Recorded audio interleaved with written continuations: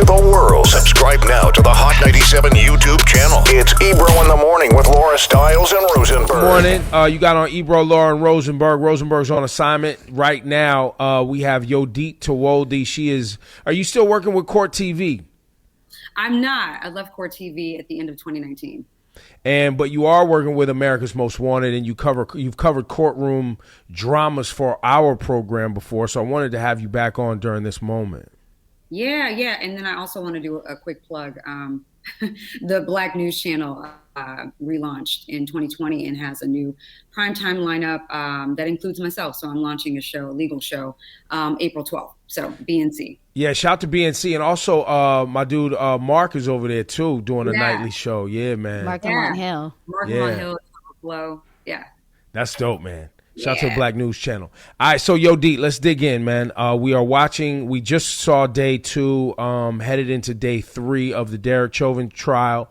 And we've seen witness testimony from Donald Williams. We saw the lady who was the EMS worker for the fire department yesterday. We also saw a 9-year-old, or we didn't see, but we heard from a 9-year-old witness and a 14-year-old witness who are sisters. 9-year-old and 18-year-old witness. The 18-year-old was actually 17 at the time when she filmed it. And that's the video that we all got most familiar with, was filmed actually by a person who was a minor, correct? Yes. And what yesterday should we take away from these testimonies and any patterns that we should look forward to? Because I know right now, most people don't feel that the police officer who murdered George Floyd, Derek Chauvin, is going to get anything that we want him to get, which is life in prison. That's not even on the table. What is on the table is a murder 2, murder 3, and a manslaughter, correct? Yes. And any patterns you can alert us to, and anything that you're seeing as a professional in this, that we should pay attention to, that's working in favor of the police officer seeing some serious time? So the prosecution, I believe, from the start of this trial, opening statements, has been powerful. They have put on witnesses who have taken video recordings of that day last year from different angles.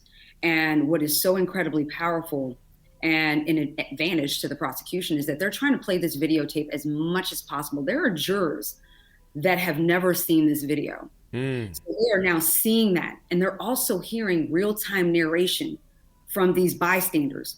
And so they're bringing them in one by one, and they're playing that video every single time and ingraining what they felt like at that time in the minds of these jurors. And so you're seeing minors come on the stand and saying that they can't sleep at night, that they can't walk down that same street anymore, that they've apologized to George Floyd in their prayers, that they couldn't do any more. And so on cross-examination of these bystanders is a horrible, horrible display of the shift now of the blame to these onlookers, that they were so threatening to these officers, that they were so caught off guard that they couldn't render aid to George Floyd.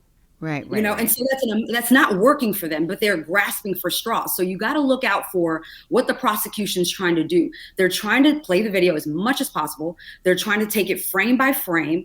And they're also trying to let the jurors know that this use of force over 9 minutes and 29 seconds was not only excessive, but unreasonable, because use of force is evaluated moment to moment. So it may be necessary or reasonable in minute 1, but not the next minute or the 9th minute and 29 seconds. So they're doing a really good job. I think one of the things that really gave me chills yesterday, I mean, the whole thing is crazy, but when the prosecution, when Derek Chauvin's defense attorney was cross-examining Donald Williams, that's his name, am I correct? Yeah. Yes. When he was just kind of trying to discredit him and paint him like this angry black man. I know that's his job, and I know that's what he's supposed to do. Yeah. But just seeing how brave Donald was and his response when he says, "You can't paint me out to be angry," that to me was very powerful.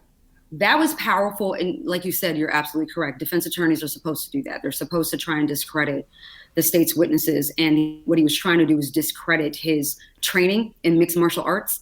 I mean, what are the chances of a person who is trained to do something like that walk by, especially with another EMT worker too, as an onlooker? But yes, that is their job. That is what they're supposed to do. I'm a little concerned in that maybe the prosecution didn't prep their witnesses to say, this is how it's going to be. Don't lose your cool, because what the defense is also trying to show is that anger on the stand, and prove to the jurors that, see, that is what we saw. That is what Derek Chauvin was experiencing that day. And so the prosecution needs to make sure that moving forward with their, future witnesses, that this is going to happen. Don't get frustrated. Answer their questions, because the judge admonished the last witness and said, you've got to answer the questions and quit being combative. He did that to Donald Williams.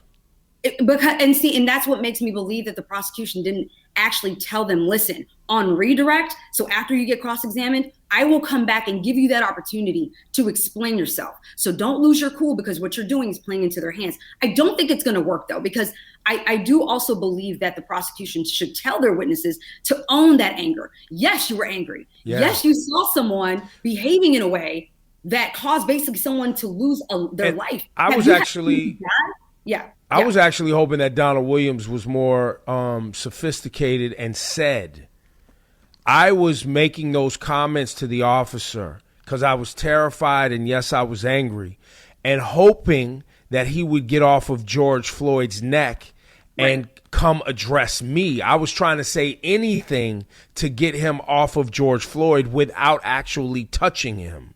So yes, I was angry. Yes, I was terrified. Yes. And the other question I have for you, and speaking of powerful, I thought it was very interesting that they spent a lot of time allowing Donald Williams to describe in detail how he saw Derek Chauvin digging his toes into the ground to get leverage and put more weight on George Floyd's neck.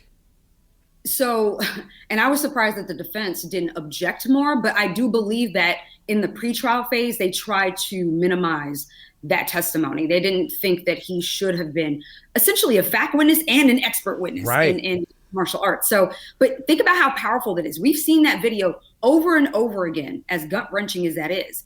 But he was able to explain frame by frame how his toes lifted from the ground and how his knees dig deeper. And so those were things that people generally didn't even catch. So that was powerful. But going back to your original point about how you wish that he just would have been more clear in terms of how he felt and explained himself better, that 911 call that he made did that for him. The benefit of the prosecution not only playing videos, but in addition to the testimony, but even if he didn't come off in the way that he should have to the jurors, they were able to hear what he sounded like in real time. And what did he say in that 911 call? I just witnessed a murder. That was powerful. Right. The EMS worker, in your experience of watching jurors, deal in cases like this, you have somebody that is also employed by the city, stopping to attempt to check on someone who's being harmed by another city worker. Yeah. Okay. And this EMS worker said that, not only did they say to her, if you work for the city like you claim, then you would know to mind your own business. I'm paraphrasing. Yeah. But also they pulled their pepper spray on her when she attempted to check his pulse. Yeah. What was really powerful about her testimony, she was good, and she also had some contention with the cross-examination with the defense attorney, but she came in uniform. She was off duty on that day last year, and it was powerful for the jurors to see that this is a woman who is in this profession. And even she was like, listen, I've got to intervene. The whole concept, this core principle of in your custody, in your care, is what officers and first responders, EMTs, all of that need to follow. And that means anybody that's in your custody, anybody that's handcuffed, like George Floyd was in those officers' custody. And that means they had a duty to care for him. This isn't a feeling, it's a verb, it's what you do. And so she was basically saying that I was trying to do something that they should have been doing themselves. And I was threatened. And so going back to another point as well, trying to rile her up on cross-examination to show that she was angry. Didn't you say this? Didn't you say that? Isn't that your voice that we hear on that tape?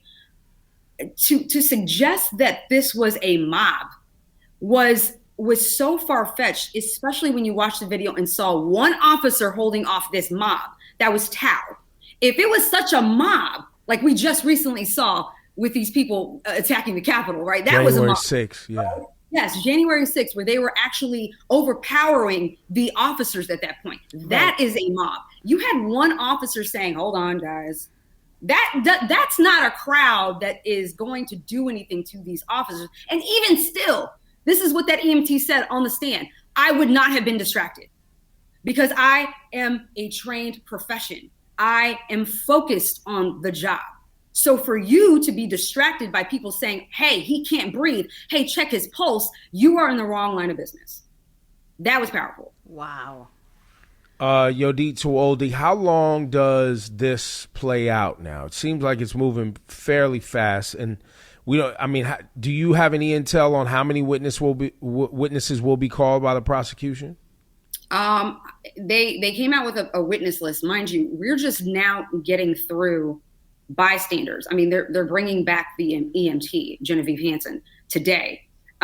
They still have former and current officers, including the chief of police, that's going to testify to Chauvin's excessive use of force. That's going to be powerful. When do you actually have officers testifying against another officer? We also need to hear from the medical experts, because the big issue is the cause of death. You have the defense saying, hey, he had a heart arrhythmia that was complicated by fentanyl and methamphetamines that he ingested. That's their angle, their theory.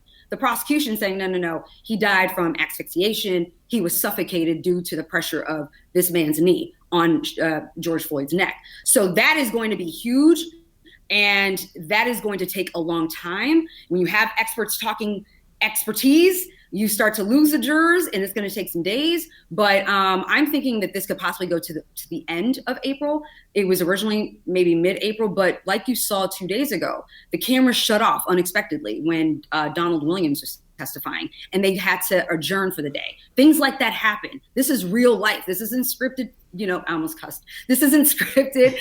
This isn't, something that you can say, hey, we're going to spend 8 hours a day and 5 days a week. Things happen. There's sidebars, there's motions, there's arguments made in the middle of trial. So this could really, and then you're talking about deliberation too. How long is that going to take? So I'm thinking it's going to be the end of April. Now, is Tao and the other officers that were there, are they taking the stand at all? Oh, no. They have their own completely separate. Okay. Yeah, they have. So originally they were all going to be tried together. Yeah. But think about the other officers and their attorneys. They're probably thinking, if I try the case with Derek Chauvin, who did the worst of all of them, right? Then you kind of get the grime of that. So they separated their trials. That's happening in August, I believe. So no, them taking the stand would be idiotic, and they wouldn't do it. But yeah, they're all currently out, right, on bail? Yes. Yodit, what is your prediction on the amount of time you think Derek Chauvin gets? I do believe, as skeptical. And for the record, let me set the tone here. I'm guessing we get maybe a 5 to 10. On what? So you're saying he's going to be period altogether? No. Period. I'm lowballing it because I don't think they're going to get the. You agree? I agree. Well, one, we know. I hope he gets the murder too. I hope he does. Well, but that's the toughest one, right? I don't think that there. So normally I understand people's skepticism, but when you talk about how powerful this video is, and it lasted 9 minutes, we thought 8 minutes and 46 seconds. Now we know it's actually 9 minutes and 29 seconds. And that shows a developing intent. So intent is usually the hardest thing to prove with these type of crimes, right? What was in the person's mind? The prosecution is taking this frame by frame to show you minute by minute how many times this officer could have relieved George Floyd, who was literally subdued. He was under arrest, on his stomach, not a threat. So 2nd-degree murder intent, but no premeditation. You can show intent throughout the entire 9-minute video. Third degree murder, no intent, but you engage in some dangerous conduct that basically caused the person's life, right? There, you have that. That's intent. Easy. And then manslaughter, you engage in some reckless behavior without the regard of human life. Hello? What he did was not a part of the department's policy and training. So, but I agree that this is already a feat in and of itself to get him indicted and to go through trial. So I agree with Ebro. So the other thing I would throw out that, you know, if he does get 5 to 10 and they say he's eligible for release in 7, let's say, which I still think is a stretch. Having other police officers testify because he has some 20 other issues or allegations or, what's it called? Similar behavior, doing the same thing. Similar behavior, excessive force. Excessive force, right. On his in his file. That actually bodes well getting us closer on the murder too, I believe. It is incredibly important to understand that you have officers who are going to be testifying against their own colleague, against someone that they've trained. So of course they're going to say, I'm separating myself from this individual, because that is not how we do things here in this department. And we're so used to officers, covering for one another, right? And we're so used to the complicity of these officers seeing their partners doing things that are illegal and wrong. This is powerful. And I got to remind everybody, Chauvin was fired the day after George Floyd died. That is in and of itself rare. How long does it take for officers to not only, get indicted if they ever do, but get fired? And he got fired the next day. And then you have that $27 million settlement.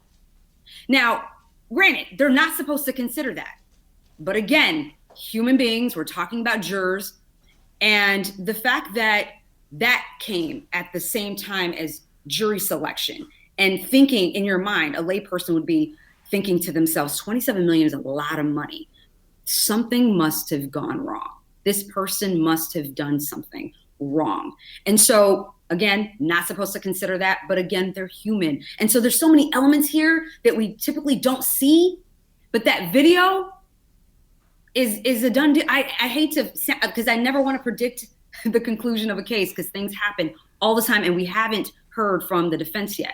They don't have to put on a shred of evidence, but we know that they are. So it's going to be shaky, but I definitely think he's going to get convicted of something, because this was egregious. Even those who are all about Blue Lives Matter could at least concede that this was not right.